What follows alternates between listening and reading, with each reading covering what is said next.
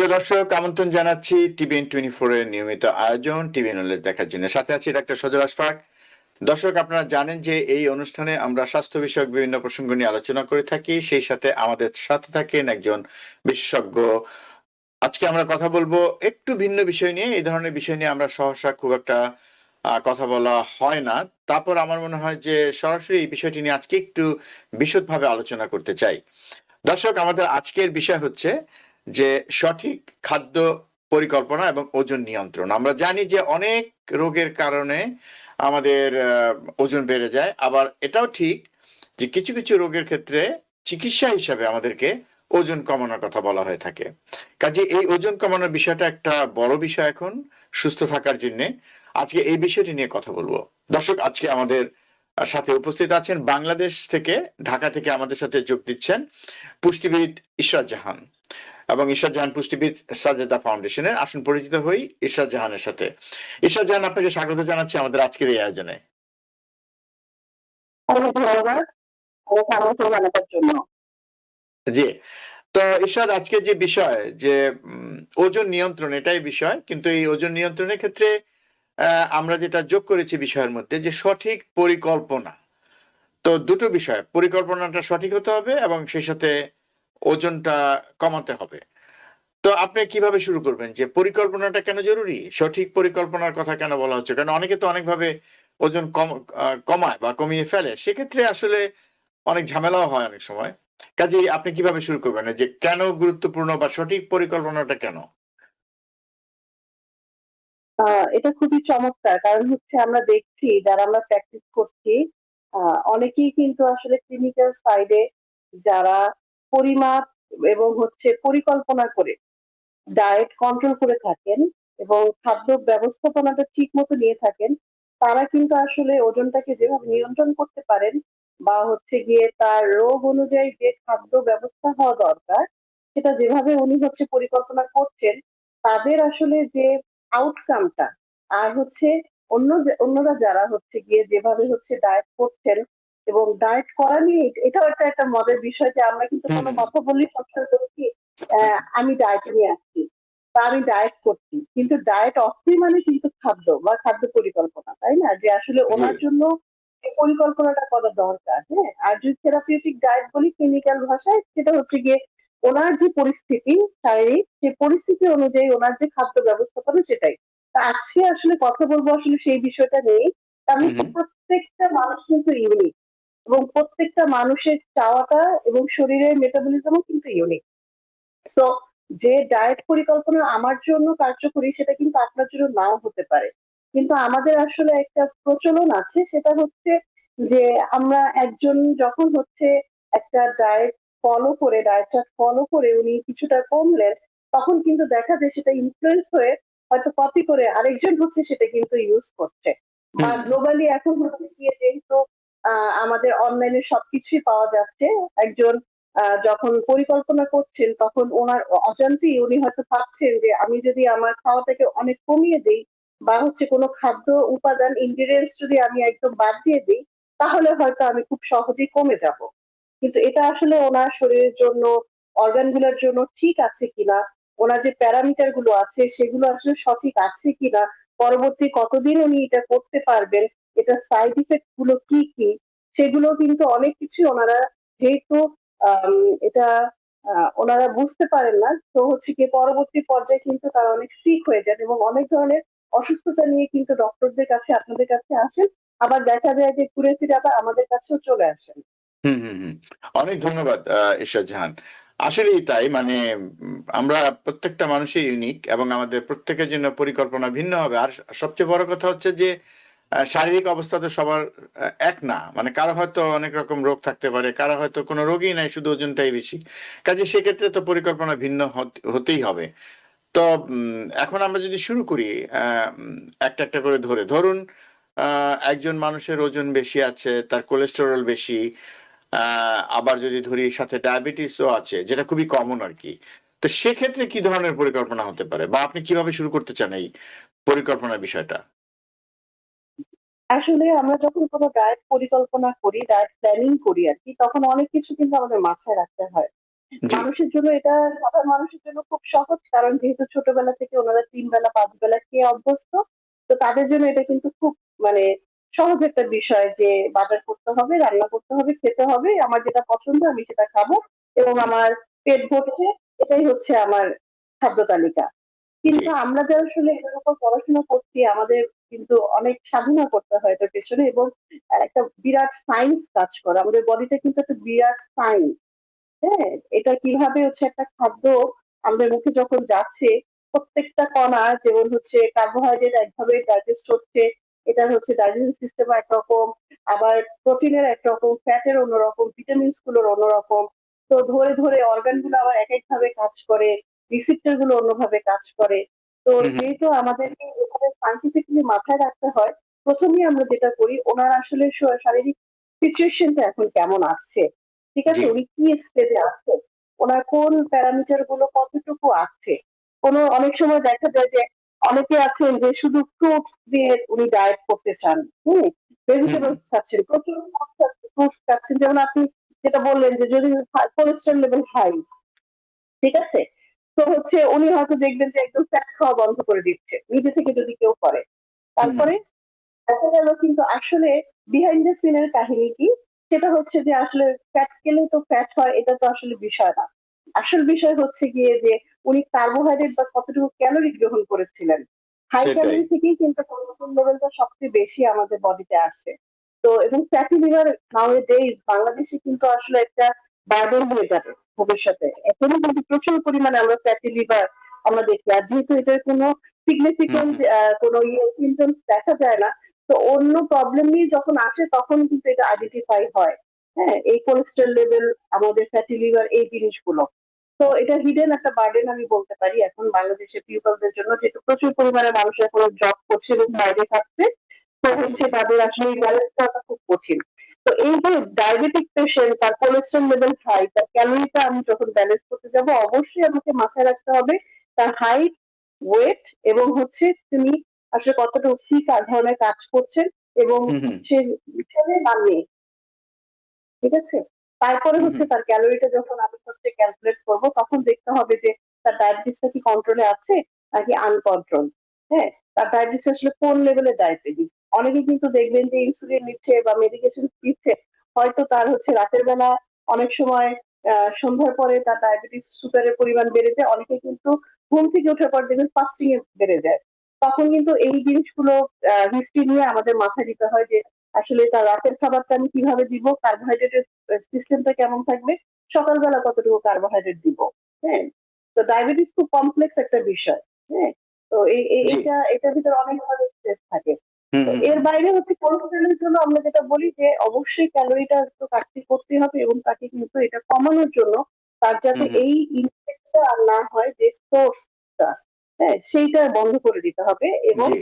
অবশ্যই তাকে শারীরিক পরিশ্রমের পাশাপাশি একটু হাই ফাইবার খাবার যেগুলো আছে সেগুলো হুম, কিন্তু ওনাকে গ্রহণ করতে হবে এবং এটা একটা লাইফস্টাইল মডিফিকেশনের মতো ওনাকে করে নিতে হবে, কারণ এটা আবার রিকারেন্ট হওয়ার চান্স থাকবে।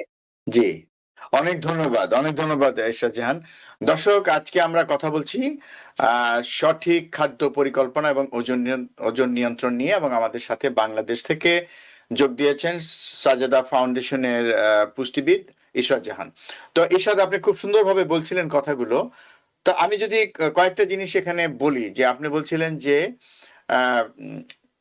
স্টোর কমাতে হবে, মানে বেশি পরিমাণে শক্তি বা ক্যালোরি যেন শরীরে সঞ্চিত না হয়, এবং সেটার জন্য আসলে শুধু একটা খাবার আমি তুলে নিলাম তাতে কিন্তু লাভ হবে না। আর যেটা আপনি বলছেন খুবই একটা সুন্দর কথা, যে ফ্যাট খাওয়া বন্ধ করলেই যে ফ্যাট জমা কমে যাবে, এটা যেমন ঠিক না।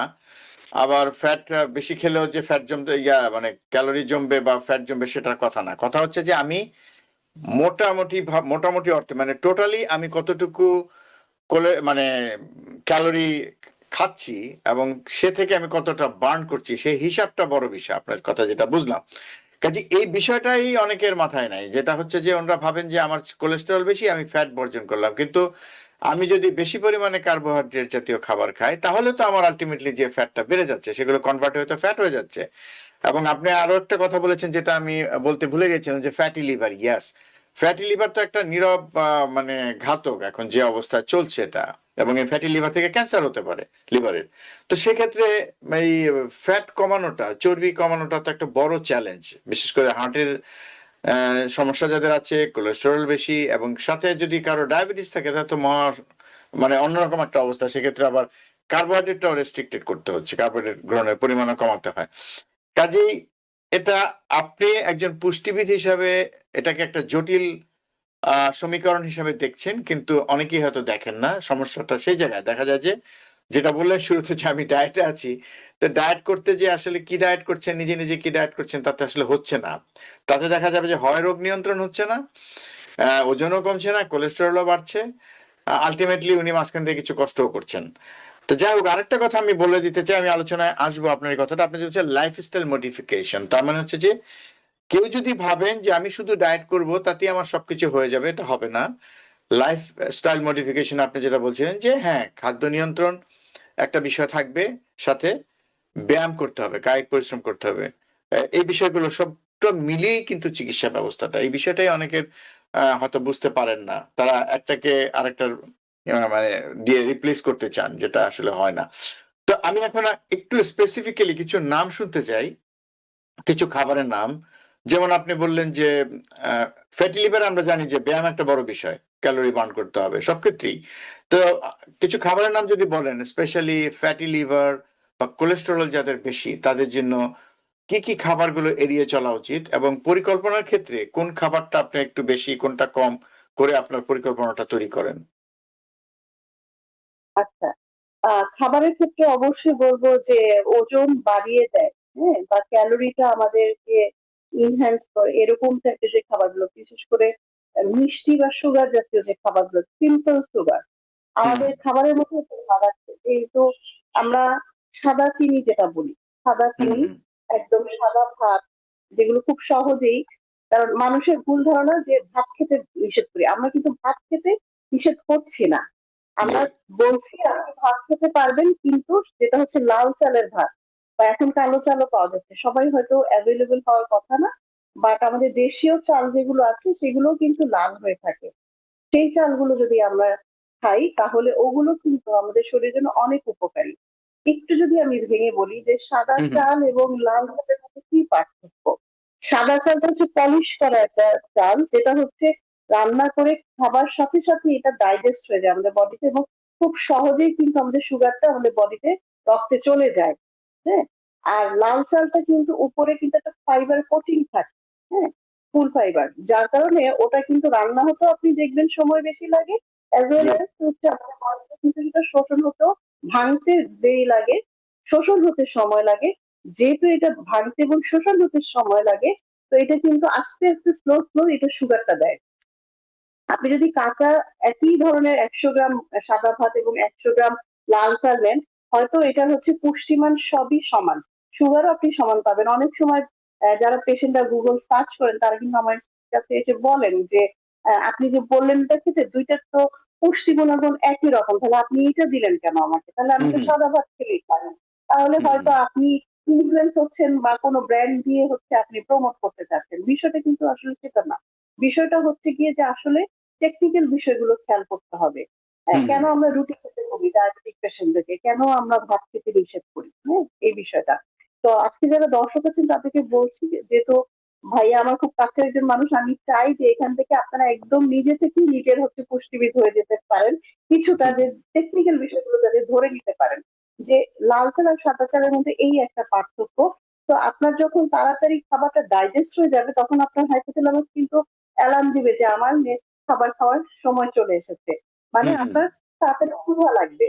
তখন আপনি আবার খাবেন, যেখানে আপনি 4 বেলা বা 5 বেলা খাবার খেলে আপনার ওজনটা বা ব্লাড সুগারটা নিয়ন্ত্রণ করতে পারতেন, সেক্ষেত্রে কিন্তু এখন আর পারবেন না, কারণ পেটে তো খালি রেখে আমরা কাজ করতে পারবো না, হুম মেটাস্টেসিস হুম হয়ে যাবে। আর লাল চাল বা ব্রাউন ব্রেড যেগুলো আছে সেগুলো যদি আমরা খাই তাহলে কি হবে, এটা যেহেতু স্লো স্লো আমাদের বডিতে ডাইজেস্ট হয়, তো এটা হুম হুম অনেকক্ষণ আপনাকে না খাওয়ার অনুভূতিটা দেবে, এবং ক্যালোরিটা কন্ট্রোল করা আপনার জন্য সহজ হবে, এবং পেটটাকে ফুল রাখবে, মেজাজ ভালো থাকবে। দ্যাটস ওয়াই হচ্ছে এই দুইটার পার্থক্য। আর হচ্ছে গিয়ে প্রসেস করা খাবার, আমরা এখন আসলে অনেক ব্যস্ত, আমরা কিন্তু আসলে ন্যাচারাল খাবার চেয়ে প্রসেস করা খাবারের প্রতি অনেক ঝুঁকে গেছি। তো হুম এই হুম হুম প্রসেস করা খাবার আসলে সিনথেটিক অনেক জিনিস থাকে যেগুলো আমাদের শরীরের জন্য ভালো নয়। তো আমরা চেষ্টা করব যে ন্যাচারাল খাবার এবং হচ্ছে বাসি যে খাবারগুলো আমরা অনেকে ব্যস্ত থাকি দেখে হয়তো 15 দিনের বাজার একবারে করে ফ্রিজে রেখে দিই। এটা না করে আমরা চেষ্টা করব যে সাপ্তাহিক যদি বাজার করা যায় মাছ মাংস মোটামুটি, আর হচ্ছে 2 দিন অন্তর অন্তর যদি শাকসবজি করি তাহলে মোটামুটি নিউট্রিশন বজায় রেখে আমাদের বডিতে কিন্তু আমরা খাবারটা দিতে পারছি। কারণ অনেক সময় দেখা যায় আমি হয়তো লাল শাক খাচ্ছি, পুঁই শাক খাচ্ছি, আমি হুম বুঝতে হুম পারছি যে আমি খাচ্ছি, কিন্তু রান্নার প্রসেসিং এর উপর ডিপেন্ড করে কিন্তু আমাদের নিউট্রিশনটা নষ্ট হয়ে যায়, এবং আমরা হুম হুম যেটা খাই সেটা শুধুমাত্র একটা অ্যাশ ছাড়া কিছুই না, হ্যাঁ, আমাদের বডিতে। আর জি সেকেন্ড হচ্ছে যে কোন খাবারগুলো আমাদের বেশি খেতে হবে, যেমন omega 3 fatty acid, omega 6 fatty acid, এগুলোর কথা বলি, যেগুলো আমাদের বাদাম জাতীয় খাবারের মধ্যে আমরা অনেক বেশি পাই, সামুদ্রিক মাছে পাই। আমাদের অ্যাভেলেবেল এখন সামুদ্রিক মাছ এবং কম দামি অনেক সামুদ্রিক মাছ আছে যেগুলো আমরা কিন্তু খেতে পারি। এবং হুম হুম বাদাম তো খুব পাওয়া যায়, সিডস পাওয়া যাচ্ছে এখন আমাদের বাংলাদেশে খুব প্রচলন আছে। বিভিন্ন ধরনের সিডস গুলো আমরা খেতে পারি, নাটস গুলো খেতে পারি। এগুলো কিন্তু আমাদের বডির ইনফ্লামেশন যেগুলো আছে, গুড কোলেস্ট্রলটাকে বাড়ায়। কোলেস্ট্রলের নিয়মই ইটসেলফ, যখন আপনার গুড জিনিসটা বেড়ে যাবে, কোলেস্ট্রলটা বেড়ে যাবে, তখন ব্যাড যেটা আছে সেটা এমনি কমে যাবে। তো আপনার আচ্ছা চেষ্টা আচ্ছা থাকবে যে দুধটাকে বাড়ানোর জন্য। তখন কিন্তু এটা আসলে খুব সুন্দরভাবে নিয়ন্ত্রণ করা সহজ হয়। এবং ফাইবারের কথা বলছিলাম, ফাইবারের জন্য কিন্তু আমরা শাকসবজি খেতে পারি। যেহেতু হুম হুম আমরা কাজে ব্যস্ত থাকি, দেখা যায় যে দিনের বেলা একদমই শাক খাওয়া হয় না এবং রাতের বেলা শাক খাওয়া নিষেধ। টেকনিক্যালি এর জন্য অনেকেই খান না, অ্যাভয়েড করেন। তো চেষ্টা করলে শুক্র শনিবার যখন আপনি বাসায় থাকবেন ওই 2 দিন খাওয়ার চেষ্টা করবেন। সপ্তাহে 3 দিন খেলে কিন্তু আমাদের শাক থেকে যে নিউট্রিশন বা ফাইবারটা পাওয়া যেত সেটা। এবং তাও যদি না হয় তাহলে আপনি কাঁচা সালাদের মধ্যে যে কোনো একটা আইটেম আপনি কিন্তু খেতে পারেন। কারণ হুম আমাদের হুম দেশে কিন্তু খুব সহজ বাঁধাকপি, আমি বলি বাঁধাকপি কিন্তু আমাদের প্রচলন হচ্ছে গিয়ে যে আমরা হচ্ছে গিয়ে রান্না করে খাবো বা হচ্ছে গিয়ে ভাজি হিসেবে খাই, কিন্তু এই সবজিটার যে কত একটা ভালো একটা সবজি এবং কোলেস্ট্রল কমানোর ক্ষেত্রে, হার্টের ক্ষেত্রে। হুম হুম তো আমরা যদি এটা সালাদও খাই, কাঁচা একটা পাতা যদি চিবিয়েও খাই, সেখান থেকেও কিন্তু আমাদের অনেক উপকারে আসে। এবং কাঁচা পেঁপে আমরা খেতে পারি, কাঁচা পেঁপের যে এনজাইমটা এটা কিন্তু আমাদের অনেক ধরনের বডিতে কাজ করে, ডাইজেশনে হেল্প করে। তো এই কয়েকটা খাবার যদি আমরা প্রতিদিন, যারা বিশেষ করে কোলেস্ট্রল লেভেলটা অনেক খাই, তারা যদি রাখেন তাহলে আমার মনে হয় যে ন্যাচারালি অনেক উপকারে আসবে। জি অনেক ধন্যবাদ অনেক ধন্যবাদ শাহজাহান। তো আমরা যেটা দেখি এখানে ধরেন নিউ ইয়র্কে প্রচুর মানুষ ধরেন কাজ করেন এবং তাদের খাওয়ার সময় হয় না, এটা একটা। আবার অনেক আমাদের মানে রা আছেন যারা উবার চালান, তো তারা দীর্ঘ সময় গাড়ি চালাচ্ছেন, হ্যাঁ, বাবা বিভিন্ন স্টোরে কাজ করছেন, দাঁড়িয়ে কাজ করছেন, খাওয়ার সময় নেই। তো এক্ষেত্রে পরিকল্পনাটা কি হওয়া উচিত? যেমন খুব ভোরে তারা বেরিয়ে যাচ্ছেন, দুপুরবেলা হয়তো লাঞ্চ করার তেমন সময় পাচ্ছেন না বা সামান্য কিছু দিয়ে লাঞ্চ করছেন, যেটা হয় আহ, এদের বেশিরভাগই হয়তো রাত 10টার পরে বাসায় ফেরেন এবং ফিরে দেখা যাচ্ছে যে অনেক ভরপেট অনেক খাবার খেয়ে ফেলেন এবং একটু পরে শুয়ে পড়েন। তো এক্ষেত্রে দেখা যায় যে কারোর যদি ফ্যাটি লিভার থাকে, কোলেস্টেরল বেশি থাকে, ওজন বেশি থাকে, দেখা যাচ্ছে যে কাজ হচ্ছে না। এক্ষেত্রে পরিকল্পনাটা কেমন করা হতে পারে, এটা একটা এটা একটা প্রশ্ন। আরেকটা হচ্ছে যে আপনি বলছিলেন সালাদের কথা, আমি একটু আপনার কাছ থেকে আরো বেশি জানতে চাইবো, কারণ আমাদের এখানে নিউ ইয়র্কে সালাদ এত সহজলভ্য যে এত বেশি সবজি পাওয়া যায় সালাদ বানানোর জন্য, খুব সহজেই সেটা সম্ভব। এবং অনেকেই করেন সেটা একটু ডিম দিয়ে, একটু সিদ্ধ ডিম দিয়ে, একটু চিকেন দিয়ে তারা বানিয়ে করেন, কিন্তু সেই তো ঘরে হলে তো বানাতে হয়, না হলে তো আসলে হয় না। তারপরে সহজ কোনো পদ্ধতি আছে কিনা, এটা আমরা দেখি প্রায়শই আজকাল অভ্যাসটা পরিবর্তন দিকে যাচ্ছে, পরিবর্তিত হচ্ছে ক্রমশ, যে আমরা সালাদ গ্রহণে উৎসাহিত হচ্ছি। আমরা যেটা লক্ষ্য করি যে সাম্প্রতিককালে আমরা যখন কোনো পার্টিতে যাই, সে প্রত্যেকটা পার্টিতে দেখা যায় যে হ্যাঁ সালাদের একটা বড় ডিশ থাকে। সেটা ভালো, এটা শুরু হচ্ছে। তারপরও এটা গ্রহণের প্রবণতাটা কম, কারণ আপনি যেটা বলেছেন শুরুতে যে মিষ্টি জাতীয় খাবার, আমাদের তো আসলে ঐতিহ্য হচ্ছে পোলাও, কোরমা, বিরিয়ানি, তেহারি, হ্যাঁ, ফিরনি, পায়েস, মিষ্টান্ন, বিভিন্ন ধরনের মিষ্টি, এটা তো পার্টির খাবার। তো এবং এগুলো খুবই সহজলভ্য, প্রত্যেকটা রেস্টুরেন্টে এগুলাই থাকে। কাজে সে থেকে বেরিয়ে আসা কঠিন। তো এবার যদি একটা পরিকল্পনা দেন। আসলে যারা জব করেন এই ধরনের টাফ জব, এবং এটা এক ধরনের বলবো সেডেন্টারিও কিন্তু, হ্যাঁ, জি, হ্যাঁ, শারীরিক কোনো হচ্ছে ইয়ে হচ্ছে না। পরিশ্রম তো করতে তাদের হচ্ছে না। অবশ্যই আছে, তাদের নিউট্রিশনটা ব্যালেন্স রাখতে হবে কিন্তু ক্যালোরিটা কমাতে হবে। তো যেটা বললেন যে সালাদ বাড়ানো, আমি সবসময় বলি যে খাবারটাকে আসলে আমরা এত বেশি প্রায়োরিটি দেই, হ্যাঁ, এটা আমাদের হচ্ছে অন্যান্য কাজের মতো আমাদের খুব সিম্পলাইজড করা উচিত।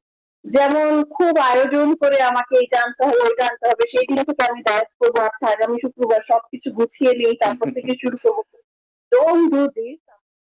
যা আছে সেটা দিয়ে আপনি শুরু করতে পারেন, যদি আসলে আপনার নলেজটা থাকে যে আসলে কোনটা আপনার দরকার। এটা একটা বিষয়।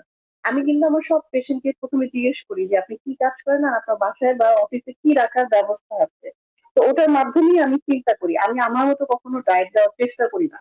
কারণ হচ্ছে কি ওনার জন্য ইজি করতে হবে, কারণ উনি হয়তো 1 মাস আমার কাছে আসবে, এরপর আর উনি এটাতে আগ্রহ হারিয়ে ফেলবেন যে এত আয়োজন করা সম্ভব না, আবার হচ্ছে গিয়ে এত সময় ব্যয় করাও তো কঠিন। তো যেটা হুম, আপনি বলছিলেন যে তিনি আসলে অনেক ব্যস্ত থাকেন এবং হচ্ছে গাড়ি গাড়ি চালাচ্ছেন এইগুলো নিয়ে, তো তারা কি করবেন আর কি, তারাও সালাদটা খেতে পারবেন। আপনার একদম কুচি কুচি করতে হবে, জুলিয়ান কাট, এই কাট সেই কাট, এত আয়োজন করার দরকার নেই। জাস্ট সাদা বাঁধাকপির একটা পাতা নেবেন এবং বেগুনি বাঁধাকপি আপনাদের পাওয়া যায় পাচ্ছেন। এটা কিন্তু আমি এটা আমার খুব পছন্দ এবং আমি চেষ্টা করি সারা বছর এটা খাবার জন্য। আমি খুব পছন্দ করি এটা, এত মানে অক্সিডেন্ট সমৃদ্ধ একটা খাবার, এটা হুম, অনেক ধরনের বডিতে কাজ থাকে আমাদের ইমিউন সিস্টেমটাকে বুস্ট আপ করার জন্য মেইনলি, হ্যাঁ। তো ওটা আপনি নিচ্ছেন, নিয়ে দুইটা ডিম পোচ করে বা ডিম ভাজি করে নিয়ে কিন্তু ওটার ভিতরে যদি ফোল্ড করে দেন, তারপর যদি আপনি খান একটু শসা টসা দিয়ে, জাস্ট এটার উপরে মানে আলাদা কিছু না, পাতাটাই মুড়িয়ে আপনি হচ্ছে খেয়ে ফেললেন, আপনার হুম, কার্বোহাইড্রেটও লাগলো না, আপনার হচ্ছে সালাদের কাজটাও আপনার পেটে হয়ে গেল, প্রোটিনটাও কিন্তু আপনার হয়ে গেল, খুব চমৎকার ভাবে কিন্তু আপনি এটা ব্যালেন্স করে খেতে পারেন, তাই না? সেটাই। এবং আপনাকে আলাদাভাবে টিফিনও নেওয়ার দরকার নেই, আপনি জাস্ট র্যাপ করেই কিন্তু এটা আপনার গাড়িতে রাখতে পারেন। জাস্ট আপনি একজনকে ড্রপ করলেন, করার সাথে সাথে ওখানে 2টা বাইট দিয়ে, এবং হুম, হুম। আমাদের মধ্যে আরেকটা প্রবণতা আছে, আমরা একবারে খাবার চেষ্টা করি যে একদম সেটাই। বলছিলাম যে আমার এখনই খাবারটা। এবং সবচেয়ে ভালো হয় আপনি যখন একটু হাঙ্গার ফিল করছেন, আপনি ওখানে 2 কামড় দিয়ে আপনি একটু খেলেন, খাওয়ার পরে আবার একটু খান। আরেকটা যেটা বিষয় বলবো যে অবশ্যই এই ধরনের পেশেন্ট যারা হচ্ছে গিয়ে সেডেন্টারি লাইফ লিড করেন, তাদের হচ্ছে বডি ডিটক্স করার খুব প্রয়োজন হয়, যেহেতু ওনারা লং টার্ম বসে থাকেন। হুম, হুম, অবশ্যই যে পানিটা খাবেন, সেই পানিটার মধ্যে একটু আদা স্লাইস, পুদিনা স্লাইস যেগুলো আছে, এগুলো দিয়ে আপনি একটু খাবেন, ঠিক আছে?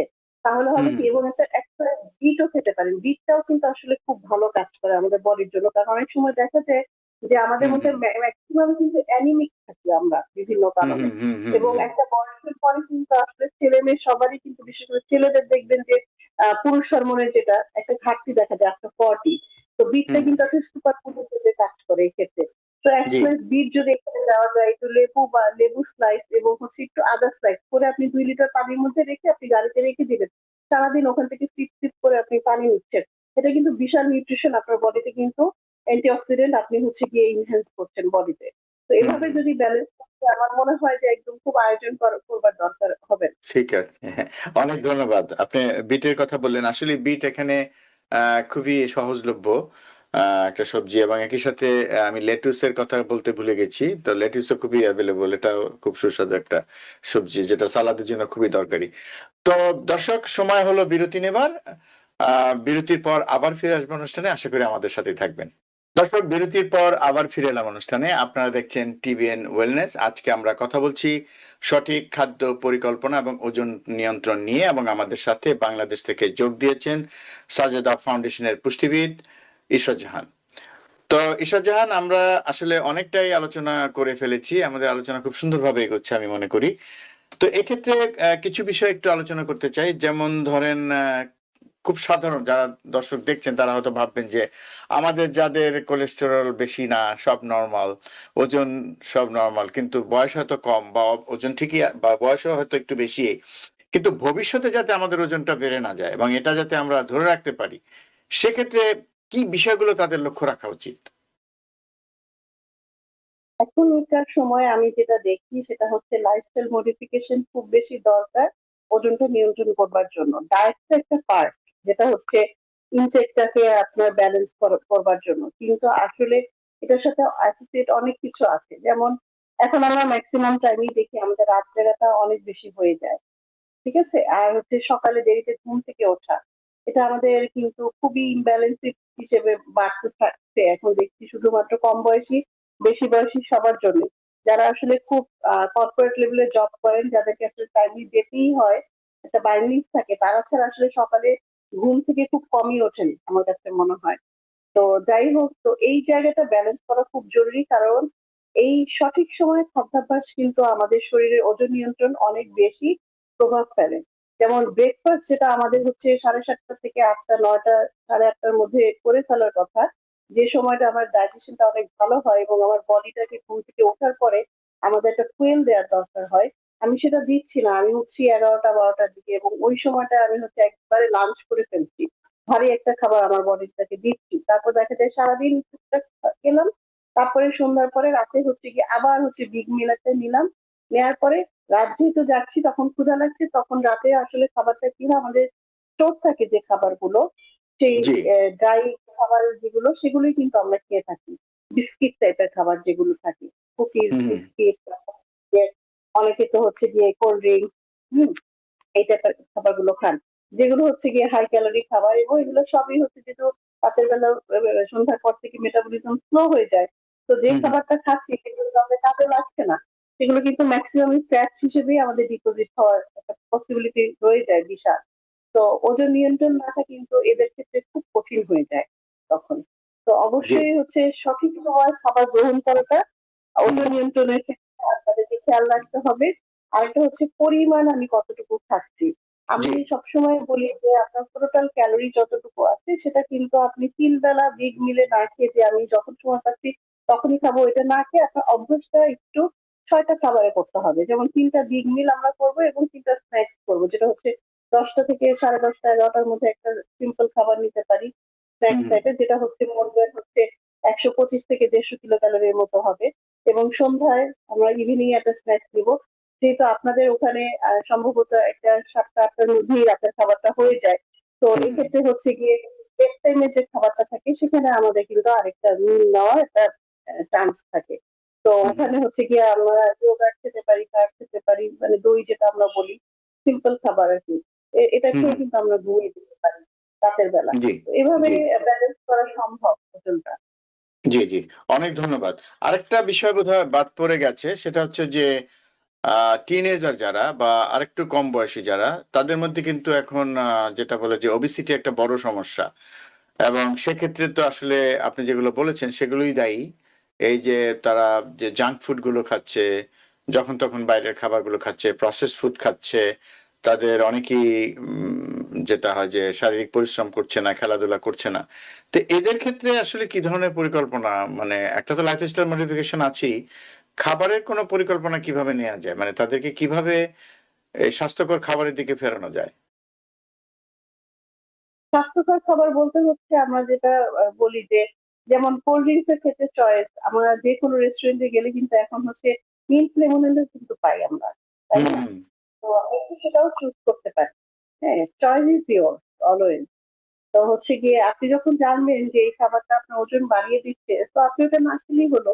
আপনার ন্যাচারাল যে ফ্রুটস গুলো আছে সেখান থেকে যে জুস গুলো হচ্ছে উইদাউট সুগার, হুম, অবশ্যই হুম, সুগার। এবং আমি বলি যে আমাদের আসলে ফ্রুট জুসটাই আমি আসলে প্রেফার করি না অনেক সময়। কারণ ফ্রুট জুস থেকে যে সুগারটা আসে ন্যাচারালি, এটা কিন্তু আমাদের বডিটাকে সুগার স্পাইক করার জন্য যথেষ্ট। হ্যাঁ, খুব সহজেই কিন্তু সুগারটা দেয়। যদিও টিনেজারদের হচ্ছে গিয়ে খুব বেশি ইনস্ট্যান্ট যদি ক্যালোরি দরকার হয়, বিশেষ করে যারা অ্যাথলেট, তাদের জন্য কিন্তু এটা ঠিক আছে। আদারওয়াইজ আমি বলবো যে ফুল যে ইয়েটা আছে, ফলটা, হ্যাঁ, আস্ত ফল, এটাই কিন্তু হচ্ছে তাদের জন্য খুব আচ্ছা, উপকারী। আচ্ছা। এবং তাহলে পাল্প সহ খাবে আর কি। হ্যাঁ, সেমি স্মুদি টাইপের পাল্প সহ খেলে কিন্তু ওইটার যে ফাইবারটা, ওইটা কিন্তু আমাদের শরীরের জন্য অনেক ভালো। ফাইবার ছাড়া হুম, হুম, আসলে ফলকে তার থেকে উপকার পাওয়াটা খুবই কঠিন। হ্যাঁ, উপকার আসাটা, এটা একটা বিষয়। সেটাই। আরেকটা জি, জি। হচ্ছে যে ফাস্ট ফুড যখন খাবো, একদম আমি নিষেধ করছি না বাচ্চাদের, তোমরা অবশ্যই এনজয় করতে পারো, কিন্তু অকেশনালি এনজয় করো। ঠিক আছে? এবং যেদিন এনজয় করবে সেদিন চেষ্টা করবে যে যেহেতু তোমাদের কাজের ক্ষেত্রে ওই সময় যাতে ওটা একটু বার্ন হয়ে যায়, হ্যাঁ, নাহলে ওজন নিয়ন্ত্রণ করা কিন্তু অনেক কঠিন হয়ে যাবে। আস্তে আস্তে করে ওজন অনেক বেড়ে যায় এবং এই যে এই সময়টা অ্যাডোলেসেন্স এইজে যদি ওজন বাড়ে এটার সাইড ইফেক্ট কিন্তু এদের হরমোনের উপরে পড়ে প্রচুর পরিমাণে। জি। এবং আপনি দেখবেন, আমি জানি না আপনাদের ওখানে কি অবস্থা, বাংলাদেশে কিন্তু ইনফার্টিলিটির হার এখন অনেক বেশি। হ্যাঁ, তো এটার একটা কিন্তু হচ্ছে গিয়ে মেয়েদের ক্ষেত্রে অনেক সময় দেখা যায় যে পুষ্টিহীনতা, যে পাসিভ হয়ে যায় তারা একটা হুম সময় হুম ওজন নিয়ন্ত্রণ করতে গিয়ে অ্যাডাল্টস এই যে তারা কিন্তু একদমই খেতেই চায় না। তো হুম না হুম। খেলেও কিন্তু ওজন বাড়ে। অনেকে মনে করে না খেয়ে থাকলে মনে হয় মানুষ শুকিয়ে যায়, কিন্তু সেটা কিন্তু না। না খেয়ে থাকলে কিন্তু বরঞ্চ ওজন আরো বেড়ে যায়। হ্যাঁ, তো হচ্ছে বরঞ্চ তারা যদি ব্যালেন্স ডায়েট করে তাতে কিন্তু তারা যেমন সুস্থ থাকবে, তাদের ওয়েটটাও কিন্তু নরমালে থাকে এবং অন্যান্য যে ব্লাড যে অবস্থা ওগুলোও কিন্তু ভালো থাকে। যেমন একজন এনিমিক মানুষ এমনি এমনি তো তার কিন্তু দেখবেন যে একটু পাফি টাইপের থাকে। তো তাকে দেখে কিন্তু বোঝার উপায় থাকবে না অনেক সময় যে তার আসলে ব্লাডে হচ্ছে গিয়ে হিমোগ্লোবিনই কম। হ্যাঁ, হুম হুম তো হুম হচ্ছে গিয়ে চেহারা সোয়েলিং থাকবে। মানে আমরা আমরা তো হচ্ছে ক্লিনিক্যাল সাইডে কাজ করি, আমরা অনেক সময় দেখি মানুষকে বুঝি যে হুম হুম এর এটা। আরেকটা হচ্ছে নাও এ ডেইজ আমাদের সবচেয়ে বড় একটা challenge vitamin D. Vitamin D আমাদের কিন্তু অন্যান্য অনেক কিছুর সাথে সংযোগ। আপনি দেখবেন যে এই যে ঘুম হচ্ছে না, আমি বারবার বলছি। প্রত্যেকটা বয়সে আমি দেখি যে এখন ইনসোমনিয়ার একটা প্রবলেম। ঠিক আছে? রাতে রাতে না ঘুমানো, রাত জাগা।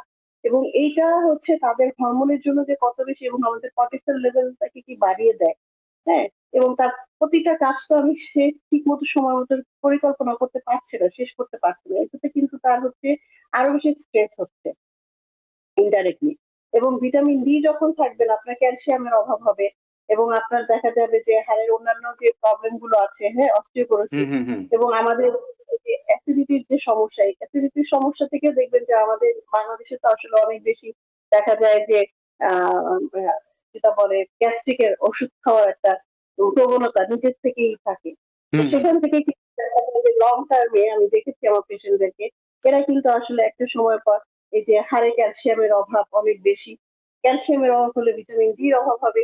ভিটামিন ডির অভাব হলে সে ডিপ্রেস থাকবে, মেজাজ খিটখিটে থাকবে, তার চুল পড়ে যাবে, স্কিন পেল হয়ে যাবে, তার হচ্ছে অন্যান্য হরমোন গুলো ঠিক মতো কাজ করবে না। এবং এই ছোট্ট একটা জিনিস থেকে কিন্তু একদম শরীরের অন্যান্য সব কিছু আস্তে আস্তে আস্তে আস্তে একটা শিকড়ের মতো কিন্তু গজিয়ে গজিয়ে একটা বিশাল অশান্তির সৃষ্টি হয়। এবং উনি কিন্তু সৃষ্টি বুঝতে হয়। পারছেন, উনি যদি বলেন আমার আমার অশান্তি লাগে, আমার ভালো লাগে না, আমার কোনো কিছুই, আমার শুয়ে থাকতে ভাল লাগে, আমার কোনো কিছু মনোযোগ আসে না, অফিসে থেকে কাজ করতে ইচ্ছা করে না, বাসায় হুম কারোর হুম সাথে হুম। ভালো লাগে না কথা বলতে। এবং এই যে তার মুড সুইংটা, হ্যাঁ, দেখেন যে একটা খাবার কিভাবে মানুষটাকে নিয়ন্ত্রণ করতে পারে। সেটাই। অনেক খুবই ধন্যবাদ। একটা ফান। সেটাই। অনেক ধন্যবাদ। আমি দর্শক আপনাদের উদ্দেশ্যে আবারও বলতে চাই, আমাদের আজকের অতিথি যিনি বললেন যে, উনি বলেছেন যে ফ্রুট জুস যদিও সেটা ন্যাচারাল, প্রাকৃতিক ফ্রুট জুস, তার চেয়ে উনি পছন্দ করছেন সরাসরি আপনি যদি সেই ফলটা খান।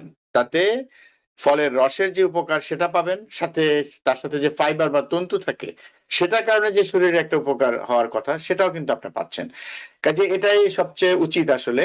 আর বাইরের যেসব প্যাকেটজাত ফ্রুট জুস পাওয়া যায় সে সম্পর্কে আমরা নাই বললাম, সেগুলো অবশ্যই গ্রহণ করা উচিত না। সেগুলোর মধ্যে আসলে কতটুকু ফ্রুট থাকে সেটাই তো বলা আসলে মুশকিল। তো যাই হোক, প্রাকৃতিকভাবে তৈরির মধ্যে এটা একটা কথা। তারপরে উনি আরেকটা কথা বলেছেন যে অনেকে ভাবেন যে আমি তো খাচ্ছি না, তাও কেন ওজন বাড়ছে? না খেলে আরো ওজন অনেক সময় বেশি বেড়ে যায়, সেটার একটা বিশ্লেষণ আছে আমি জানি। এটা একটা বিষয়। কিন্তু আবার এটাও ঠিক, যারা বয়স্ক মানুষ তারা সত্যি সত্যি কম খাচ্ছেন, তাদের হয়তো ওজনটা বেড়েই যায় যেহেতু তাদের বিপাক ক্রিয়ার টা স্লো হয়ে গেছে, কমে গেছে। সেজন্য তাদের ক্ষেত্রে আপনি যেটা বললেন যে টাইমিংটা এক্সাক্টলি, মানে দিনের বেলায় যখন উনি চলাচল করবেন সেই সময়টাই খাবারটা গ্রহণ করা ভালো, মানে বড় খাবারটা তখনই, বড় মিলটা তখনই গ্রহণ করা উচিত। আপনার ইয়ে থেকে আমি এটাই বুঝলাম। কিন্তু আ আপনি ফাঁকে বলেছেন যে অ্যানিমিয়ার কথা। আমার মনে হয় যে এই বিষয়টা একটু ছোট্ট করে আলোচনা করব। আমাদের হাতে খুব বেশি সময় নেই। ৪-৫ মিনিট হয়তো আছে। যে অ্যানিমিয়া যাদের আছে আমরা দেখি অনেকে। তো সেক্ষেত্রে তারা কি ধরনের খাবার পছন্দ করতে পারেন বা খাওয়া উচিত? আহ যদি সব বয়সীদের জন্য বলি, যদি তাদের শারীরিক কোনো প্রেশার জনিত সমস্যা না থাকে তাহলে খুব চমৎকার ভাবে বিট খাওয়ার কথা আমি যেটা বললাম। ঠিক আছে? কাঁচা বিট খাওয়া কিন্তু আসলে, এবং সাথে যদি একটু লেবু থাকে বা ভিটামিন সি থাকে, তাহলে কিন্তু খুব চমৎকার ভাবে যায়। এবং ড্রাই ফ্রুটস আমাদের পাওয়া যায় প্রচুর। ড্রাই ফ্রুটস এর মধ্যে কিন্তু ডেট, যেটা আমরা খেজুর বলে থাকি, কিশমিশ, এগুলোর মধ্যে হুম হচ্ছে গিয়ে প্রচুর পরিমাণে কিন্তু হিমোগ্লোবিন তৈরির জন্য আমাদের যে ভিটামিন গুলো সেগুলো। কারণ একটা সময় আমরা বলতাম কচু শাক খাও, কচু শাক খেতে হবে, লাল হুম শাক হুম খেতে হবে, এরকম। দেখা যায় যে যারা স্টুডেন্ট তাদের জন্য কিন্তু আসলে ওটা সম্ভব হয় না। জি হ্যাঁ, শাক প্রসেসিং করে খাওয়া। আর বিদেশে যারা থাকে তাদের জন্য তো আসলে এটা আরো বেশি কঠিন হয়ে যায়, সময় সাপেক্ষ হুম ব্যাপার। তো এই যে বিটের কথা বললাম, এবং হচ্ছে যে খেজুরের কথা বললাম, ডালিমের কথা বলতে পারি, ঠিক আছে? এগুলো খেতে পারেন, এবং অবশ্যই এটার সাথে ভিটামিন সি অ্যাড করতে হবে। এবং হচ্ছে ফার্স্ট ক্লাস প্রোটিন যেগুলো আছে, অবশ্যই কলিজার কথা আমরা বলি, অর্গান মিট, সেখান থেকে কিন্তু প্রচুর পরিমাণে পাওয়া যায় আমাদেরকে হিমোগ্লোবিন তৈরির জন্য। এবং সবুজ শাকসবজিতে অবশ্যই ফলিক অ্যাসিড থাকে, এটার সাথে কিন্তু ফলিক অ্যাসিড না থাকলেও আপনার এই হিমোগ্লোবিন তৈরি ঠিকমতো হবে না। তো বিভিন্ন কারণে কিন্তু মানে আমাদের হিমোগ্লোবিনটাও তো অনেক কারণেই না থাকতে পারে, হুম হুম ডিফিসিয়েন্সি হতে পারে। তো মেজর ইস্যু যেগুলো হচ্ছে, এই কয়েকটা খাবার যদি আমরা রাখি ওই সময়, আমার মনে হয় যদি সিভিয়ার অবস্থা হয় আর্থেমিকের নামে, সেটা তো অন্য কথা, কিন্তু তার আগ হুম হুম। পর্যন্ত মোটামুটি দশ থাকলে আমরা কিন্তু এগুলোকে ব্যালেন্স করে নিতে পারি বডিতে। আচ্ছা, একটা ছোট্ট কথা দিয়ে শেষ করি। আপনি বলেছেন যে এগুলোর সাথে ভাইটামিন সি যোগ করতে হবে। তো ভাইটামিন সি যোগ করার গুরুত্বটা কি, এটা যদি একটু বলেন। যেটা হয় যে আমাদের হিমোগ্লোবিন, মানে আমরা যে খাবারটা খাই সেকেন্ড ক্লাস প্রোটিন থেকে, সেগুলো আসলে যে ফরম্যাটে থাকে সেই ফরম্যাট থেকে আমাদের বডিতে খুব বেশি অ্যাবজর্ব হয় না। হ্যাঁ, আচ্ছা। আয়রনটা অ্যাবজর্ব হয় না। তো ভিটামিন সি টা যদি আমরা এটার সাথে অ্যাড করি, তাহলে কিন্তু হুম হুম এটার শোষণ গুণ বেড়ে যায়, 10 গুণ বেড়ে হুম হুম যায়। তো হুম এটা হুম। কার্যকরী হয়ে ফরম্যাটে চলে আসে।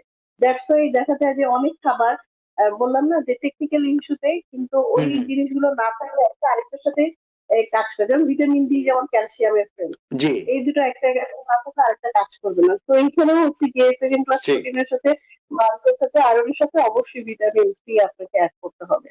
জি, অনেক ধন্যবাদ। দর্শক, আপনাদের উদ্দেশ্যে আবারও বলি, যাদের রক্ত স্বল্পতা আছে, এবং রক্ত স্বল্পতার অনেক কারণ থাকতে পারে, কিন্তু অনেক সময় আমরা দেখি যে ডাক্তাররা হয়তো আপনাদেরকে উপদেশ দেন যে কিছু খাবার খাওয়ার জন্য, যেগুলো খেলে আপনার এই যে রক্ত স্বল্পতা সেটা ধীরে ধীরে এই অবস্থার উন্নতি হবে। সেক্ষেত্রে ইশরাত জাহান যেটা বলেছেন, যে বিটের কথা বলেছেন, খেজুরের কথা বলেছেন, কিশমিশের কথা বলেছেন, ডালিমের কথা বলেছেন। আর আমরা যেটা জানি অনেক আগে থেকে, যে কচু শাক বা সবুজ শাকসবজি, বা যাদের কোলেস্টেরল কম আছে তারা কলিজা খেতে পারেন, বা ফ্যাটি লিভার যাদের নাই তারা কলিজা খেতে পারেন, সেটাও একটা বিষয়।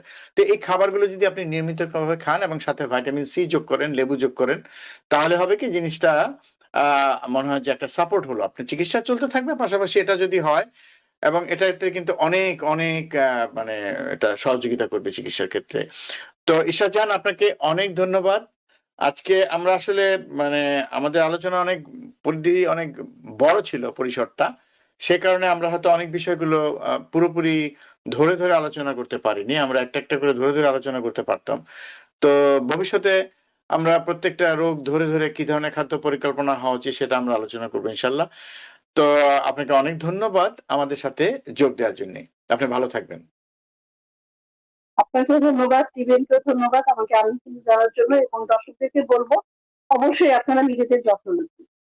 জি, দর্শক, এতক্ষণ যারা আপনারা আমাদের সাথে ছিলেন, আপনাদেরকে অনেক অনেক ধন্যবাদ। আজকে আমরা চেষ্টা করেছি যে ওজন নিয়ন্ত্রণের ক্ষেত্রে কোন কোন বিষয়গুলোকে গুরুত্ব দিতে হবে। আমরা তো এলোমেলো ভাবে অনেক কিছুই করি, ডায়েট করছি, এটা করছি, সেটা করছি, কিন্তু সেই ডায়েট করতে গেলেও কিন্তু পরিকল্পনা মাফিক সেটা করা উচিত, তা না হলে কিন্তু হিতে বিপরীত হতে পারে। এবং সেক্ষেত্রে দেখা যাবে যে আপনি যে পরিকল্পনা নিয়ে এগোচ্ছেন সেটাতে আপনি কিন্তু যে লক্ষ্য আপনার সেটাতে পৌঁছতে পারবেন না। কাজে আমার মনে হয় যে আজকের এই অনুষ্ঠান থেকে কিছুটা হলেও আপনাদের চিন্তার খোরাক যোগাবে, আপনারা একটু হলেও ভাববেন কিভাবে কি করতে হবে, এবং এই অনুষ্ঠান থেকে নিশ্চয়ই উপকৃত হয়েছেন। দর্শক, আজকে আমরা এখানেই বিদায় নিচ্ছি। আগামীতে আবার দেখা হবে অন্য কোনো বিষয় নিয়ে। সবাই ভালো থাকবেন, সুস্থ থাকবেন। আল্লাহ হাফেজ। TBN24 টেলিভিশন দেখতে আজই কল করুন 7187776556। লগ ইন করুন www.totalcablebd.com। নিউ ইয়র্ক থেকে সম্প্রচারিত TBN24 টেলিভিশন বিশ্বজুড়ে বাঙালির কণ্ঠস্বর।